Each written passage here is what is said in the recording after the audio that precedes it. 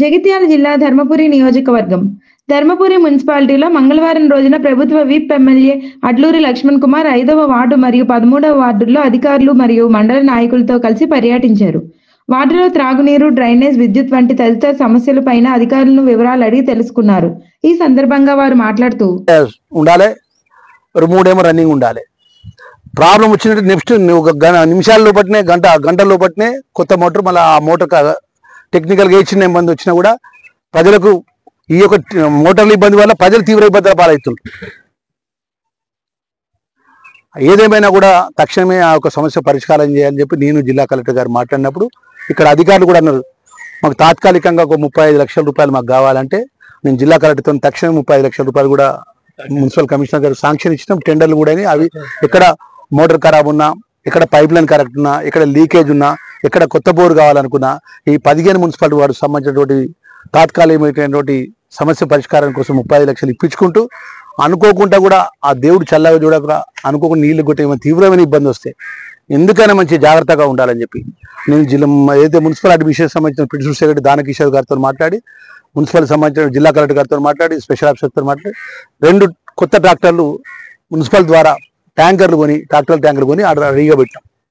ఎందుకంటే మన ప్రజలకు ప్రభుత్వం అనేది ప్రజలకి ఎన్నుకోబడే ప్రభుత్వం కనీసం మంచినీళ్ళు తాగిపోయకపోతే గోదావరి తలాపుకుండి లక్ష్మణస్వామి దైవక్షేత్రం లోపల ఇన్ని సంవత్సరాలకి నిర్లక్ష్యం చేసినట్టు ప్రజలను ఆదుకోకపోతే శాసనసభ్యుడిగా మరి నాకు అది ప్రజలు ఓట్లేసి ఎంతో నమ్మకంతో గెలిపొచ్చినాము, నా బాధ్యత నిర్వర్తించాలని నేను ఇప్పటివరకు కష్టపడ్డా. ఈరోజు స్వయంగా ప్రతిరోజు 2 వార్డులు ఉదయం 7 గంటల నుంచి నేను 2 వార్డులు నా సమయాన్ని బట్టి నేను 2 వార్డులు తిరుగుతాను. ఈరోజు 5వ వార్డుకు సంబంధించి కొన్ని ప్రాంతాలు తిరిగినా, కొన్ని ప్రాంతాలు తిరగలేకపోయినా నేను మా కమిషనర్ గారికి వారికి అధికారులకు నేను ఆదేశించిన, ఎక్కడైతే మిగతా వాళ్ళు ఇంకేమైనా పనులు ఉంటే కూడా మీరు అన్ని కూడా నోట్ డౌన్ చేసుకొని ఏ విధంగా మనం అక్కడ సమస్య పరిష్కారం విషయంలో కూడా ఒక శాస్త్ర పరిష్కారం ప్రతిపాదన తయారీ అని చెప్పడం జరిగింది. 5వ వార్డును 13వ వార్డు మిగిలిపోయిన విషయంలో కూడా పబ్లిక్ హెల్త్కి మంచినీళ్ళకి సంబంధించినటువంటి ఇంజనీర్లకు, అదేవిధంగా మున్సిపల్ కమిషనర్ గారు వారి యొక్క కమిషనర్గా వారు ఉంటారు కాబట్టి వారి బాధ్యత. మరి అదేవిధంగా ఇప్పుడు నేను ఒకటే మా మీడియా మిత్రుల ద్వారా మనవి చేసి ఏంటంటే రాబోయే రోజుల పూట ఇక్కడ చింతామణి చెరువు అనేది ఒక పేరు మోసినటువంటి చెరువు.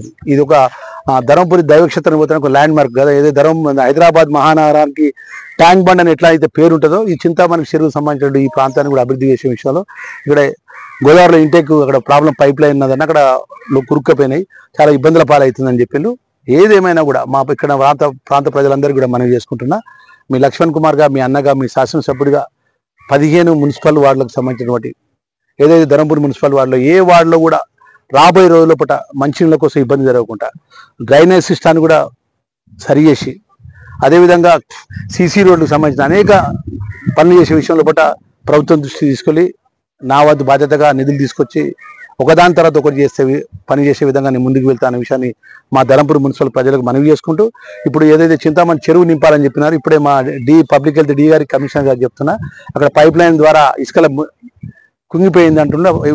ప్రత్యేకమైనటువంటి ప్రత్యేకమైన వర్కర్స్ ఉంటారు దానికి పైప్ లైన్ ఇట్లా ఇసుకలు గురుక్కపోతే బయటికి తీయాలన్నా వాళ్ళని తీసుకొని తక్షణమే 2-3 రోజుల పూట సరి చేస్తాను. 2-3 రోజులు సరి చేసి ఇక్కడ ఏదైతే ఉందో వాకింగ్ చేసుకోవడానికి లైట్స్ కావాలి, ఆ లైట్స్కి సంబంధించిన కరెంటుకి సంబంధించిన ప్రతిపాదనలు కూడా తయారు చేయమంటున్నాను. ఎంత డబ్బులు ఖర్చు అవుతాయి, ఎన్ని లైట్స్ అవుతూ ఉంటాయి, ఎన్ని ఫ్లైట్ లైట్స్ పెట్టాలని చెప్పేసి సంబంధించినటువంటి మున్సిపల్ కమిషనర్ గారికి నేను చెప్తూ, అదేవిధంగా ఓపెన్ జిమ్ కోసం అడగడం జరిగింది. తక్షణమే నేను స్పెషల్ డెవలప్మెంట్ ద్వారా నేను ఓపెన్ జిమ్కి సంబంధించిన ప్రతిపాదన ఎంత అయితే ఉంటుందో ఆ ప్రతిపాదన ఇస్తే నేను కలెక్టర్ గారు రాపించి దానికి శాంక్షన్ ప్రొసీడింగ్ ఇప్పిస్తా.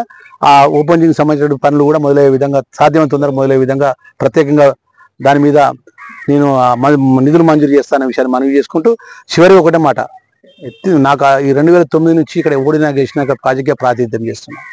నాయకుడు అన్నటోడు ప్రజలతో ఎన్నుకోబడ్డప్పుడు ప్రజల దగ్గరికి వెళ్ళి ప్రజల సమస్యలు వింటుకుంటూ అధికారులను ఎంబడి తీసుకోవాలి.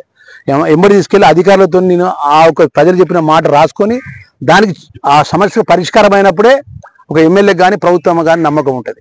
ఈరోజు నేను ఉదయం 9:15కి వెళ్ళినాము, నేను మా 8 గంటలకే మా అధికారులు వచ్చి కూర్చున్నారు. నేను హైదరాబాద్కి రావడం లేట్ అయినా కూడా మా దగ్గర గంటన్నర వెయిట్ చేసి మేము అందరం వచ్చినాం. నేను అధికారులకు మీడియా ద్వారా మనవి చేస్తున్నా, ఏదైతే ప్రజలు చెప్పిన మాట మీరు రాసుకొని ఎమ్మెల్యేగా నేను చెప్పింది కానీ ఇక్కడ ప్రజలు చెప్పిన మాట కూడా రాసుకొని, నేను చెప్పిన మాట రాసుకొని, అక్కడ ఇంకే సమస్యలు రాసుకొని మనం ఒకదాని తర్వాత ఒకటి పరిష్కారం చేస్తే 4 పనులు అనుకో ఆ వాడకు పోయినప్పుడు ఆ వాడకు దిగి పెద్ద మనుషులు జరిగినప్పుడు అన్న 4 పనులు మీరు చెప్పిన ఒక 2 పనులు చేసినాము, ఇంకొక 2 పనులు మీరు చేస్తామని చెప్పే విధంగా మనం పనిచేయాలని చెప్పి మున్సిపల్ కమిషనర్ను నేను అధికారులను ఆదేశిస్తున్నా.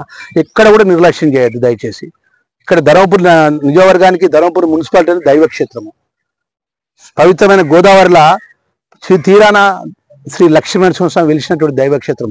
ప్రపంచం మొత్తం ఈ దేవుడి దగ్గరికి వచ్చి దర్శనం చేసుకున్నటువంటి ప్రజలు ఇక్కడికి వస్తారు. ఇంత గొప్ప క్షేత్రంలో నీళ్లకు సంబంధించిన విషయంలో ఇక్కడ ప్రజలు నీళ్లకు ఇబ్బంది పడుతున్నారు అంటే గతంలో ప్రభుత్వం పనిచేసిన ప్రజాప్రతినిధులు తలంచుకోవాలి.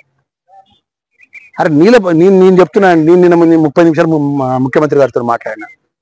ముఖ్యమంత్రి గారికి కూడా మాట చెప్పిన, సార్ నాకు సివరేజ్ సంబంధించిన గోదావరి పవిత్రమైన గోదావరి పోతుంది. గతంలో అక్కడ ఉన్నటువంటి సివరేజ్ మొత్తం డైరెక్ట్ నేరుగా పవిత్ర గోదావరి పోతుంది. అక్కడ సివరేజ్ ప్లాంట్ కావాలంటే నేను 17 కోట్ల కోసం ప్రతిపాదన చేసి సంబంధించిన అధికారులు తక్షణమే నేను చెప్పిన, సార్ నేను గత 4-5 సార్లు అడుగుతున్నా, నేను నాకు ఇమీడియట్ కావాలంటే ముఖ్యమంత్రి గారు ఆదేశించారు. ఆ విధంగా పని మీద ప్రజలతో ఎన్నుకోబడ్డ శాసనసభ్యుడు ఆ పనికి సంబంధించినటువంటి విషయంలో ప్రభుత్వంలో ఉన్న అధికారులతో ఎప్పటికప్పుడు మాట్లాడుతూ పరిష్కారం చేయాలనే విషయంలో నేను మనవి చేసుకుంటూ, ఏదేమైనా కూడా రాబోయే రోజుల్లో ఈ ధర్మపురి ప్రాంతానికి శాస్త్రమైన మంచి పరిష్కారం వచ్చే విధంగా నిధులు తీసుకొస్తా అనే విషయాన్ని, డ్రైనేజ్ సిస్టాన్ని కూడా సరి చేసే విధంగా నిధులు తీసుకొస్తా. కొంచెం మా మీడియా మిత్రుల ప్రజలకు మనవి చేసేది ఏంటంటే 2014 నుంచి 23 వరకు మొత్తం రాష్ట్ర బడ్జెట్ దోసుకొని రాక్షస పాలన చేసి రాచరిక పరిపాలన చేసినట్టు ప్రభుత్వము ఖాళీ బీరువా అప్పచెప్పింది. కొంచెం పైసలు తక్కువ ఉన్నాయి, అందుబాటులో పైసలు బట్టి పని చేస్తా తప్ప పనిని చూసి మీ నాయకుడు ఎప్పుడు కూడా ఎన్నుకోకూడదు. పని ఎక్కడున్నా, ఇబ్బంది ఎక్కడున్నా, ఏ ప్రజలు ప్రశ్నించినా నేను శాసనసభ్యుగా నేనే బాధ్యుని. నేను ఎవరి మీద నిందయ్యా. గతంలో డబ్బులు ఏవైతే కాజేసి ఖాళీ ఖజానా అప్పచెప్పినటువంటి గొప్ప పెద్దలు ఎవరైతే కూడా వాళ్ళు చేసినట్టు తప్పుని ప్రజలకు చెప్తాను తప్ప ఖాళీ ఖజానా అయిందని పని చేయను. ఇప్పుడు నేను ఈ రోజు ధర్మపురి మున్సిపాలిటీ 15 నెలల లోపల సుమారు ₹1,60,000 సీసీ రోడ్లు పెట్టిన. నేను ప్రత్యేకంగా బోర్వెల్స్కు సుమారు ₹1,60,00,000 బోర్వెల్స్ ఇచ్చిన ఎస్డిఎఫ్లా. ఎక్కడ కూడా ఎంత ఆర్థికంగా భారం ఉన్నా నేను శాసనసభ్యుడుగా నా బాధ్యత అని చెప్పి మరొకసారి మనవి చేసుకుంటూ, ఈ మంచినీటి సమస్య సాధ్యమంత తొందరగా పరిష్కారం చేస్తానని చెప్పి మీడియా మిత్రుల ద్వారా మా ధర్మపురి మున్సిపల్ ప్రజలకు, ధర్మపురి ప్రజలకు. ఈ కార్యక్రమంలో మండల కాంగ్రెస్ పార్టీ నాయకులు, కార్యకర్తలు తదితరులు పాల్గొన్నారు.